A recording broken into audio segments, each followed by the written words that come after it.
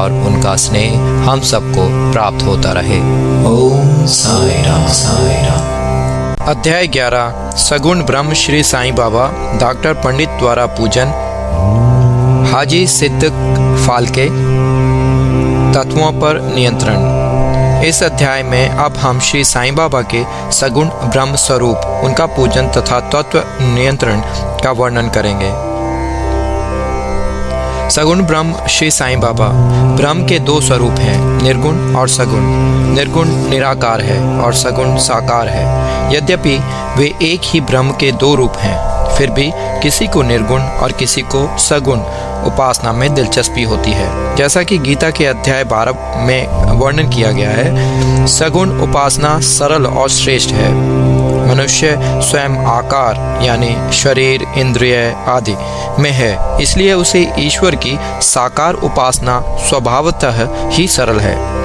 तब तक कुछ काल सगुण ब्रह्म की उपासना ना की जाए, तब तक प्रेम और भक्ति में वृद्धि ही नहीं होती। सगुणोपासना में जैसे जैसे हमारी प्रगति होती जाती है, हम निर्गुण ब्रह्म की ओर अग्रसर होते जाते हैं।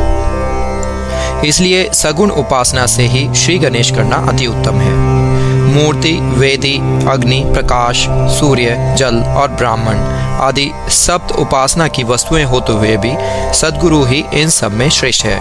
श्री साईं बाबा का स्वरूप आंखों के सम्मुख लाओ, जो वैराग्य की प्रत्यक्ष मूर्ति और अनन्य शरणागत भक्तों के आश्रयदाता हैं। उनके शब्दों में विश्वास लाना ही आसन और उनके पूजन का संकल्प करना ही समस्त इच्छाओं का त्याग है।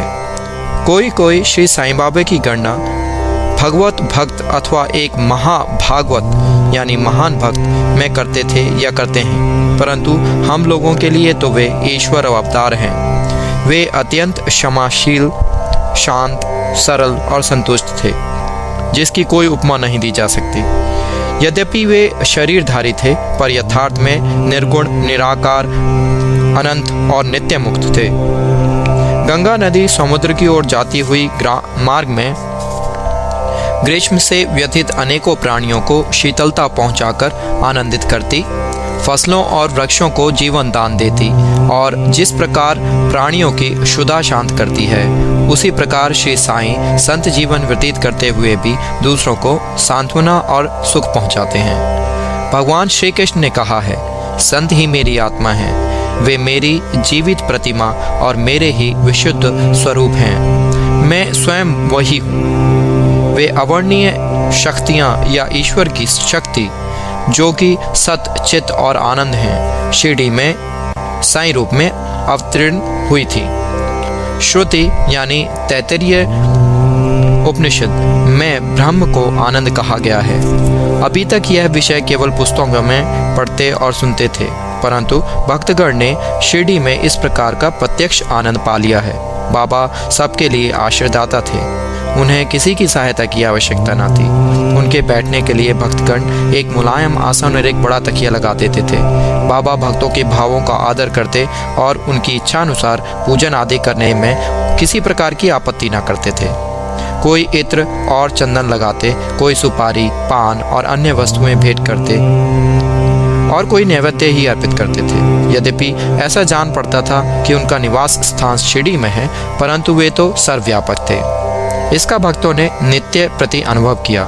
ऐसे सर्वव्यापक गुरुदेव के चरणों में मेरा बार बार नमस्कार है। डॉक्टर पंडित की भक्ति। एक बार श्री तात्या नूलकर के मित्र डॉक्टर पंडित बाबा के दर्शनार्थ शिरडी पधारे।